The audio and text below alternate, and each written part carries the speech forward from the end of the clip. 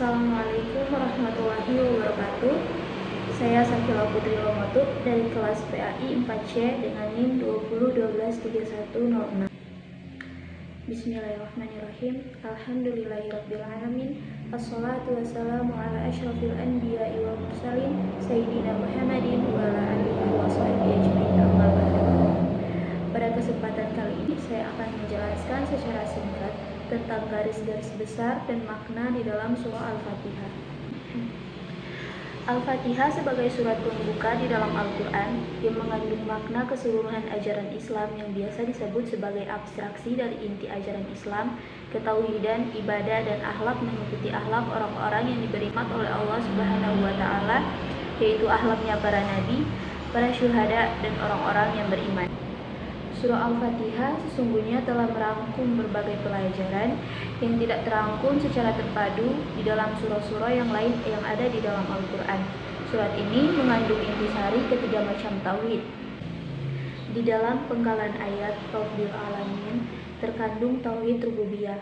Tauhid rububiyah adalah mengesahkan Allah dalam perbuatan-perbuatannya seperti mencipta, memberi rezeki, dan lain sebagainya. Di dalam kata Allah dan Iyyaka na'budu terkandung makna tauhid uluhiyah. Tauhid uluhiyah adalah mengesahkan Allah dalam bentuk beribadah hanya kepadanya. Demikian juga di dalam penggalan ayat Alhamdulillah terkandung makna tauhid Tauhid asma wa sifat adalah mengesahkan Allah dalam hal nama-nama dan sifat-sifatnya. Allah telah menetapkan sifat-sifat kesempurnaan di dirinya. Demikian pula kepada Rasulullah SAW. Maka kewajiban kita adalah mengikuti Allah dan Rasul-Nya dalam menetapkan sifat-sifat kesempurnaan benar-benar hanya dimiliki oleh Allah. Mengimani ayat ataupun hadis yang berbicara tentang nama dan sifat Allah sebagaimana adanya tanpa menolak maknanya ataupun menyerupakannya dengan sifat makhluk. Selain itu, di dalam surah Al-Fatihah ini juga mencakup intisari kenabian, yaitu tersirat dari ayat Ihdinas Shiratal Mustaqim, sebab jalan yang lurus tidak akan bisa ditempuh oleh hamba apabila tidak ada bimbingan wahyu yang dibawa oleh Rasul.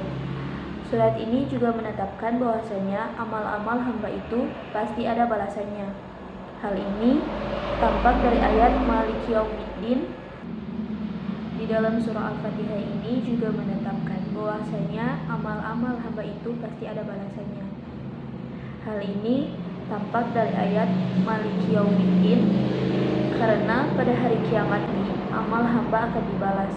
Dari ayat ini kita juga bisa dapat menarik kesimpulan bahwa balasan yang diberikan itu berdasarkan prinsip keadilan, karena makna kata din adalah balasan dengan adil. Bahkan di balik untaian ayat ini terkandung penetapan takdir. Hamba berbuat di bawah naungan takdir bukan terjadi secara merdeka di luar takdir Allah Ta'ala sebagaimana yang diyakini oleh kaum Qadariyah atau penentang takdir, dan menetapkan bahwasanya hamba memang benar-benar pelaku atas perbuatan-perbuatannya. Hamba tidaklah dipaksa sebagaimana keyakinan kaum Jabariyah. Surah ini juga mengandung makna keharusan untuk mengikhlaskan ketaatan dalam beragama kepada Allah Ta'ala semata. Ibadah maupun isti'anah semuanya harus lillahi ta'ala. Kandungan ini tersimpan di dalam ayat Iyyaka na'budu wa iyyaka nasta'in. Maka tidak aneh bahwa Rasulullah SAW menyebutkan bahwa surah Al-Fatihah adalah surah yang paling agung di dalam Al-Quran. Terima kasih, itulah penjelasan singkat dari saya. Lebih dan kurangnya saya mohon maaf. Wabillahi taufiq wal hidayah. Wassalamualaikum warahmatullahi wabarakatuh.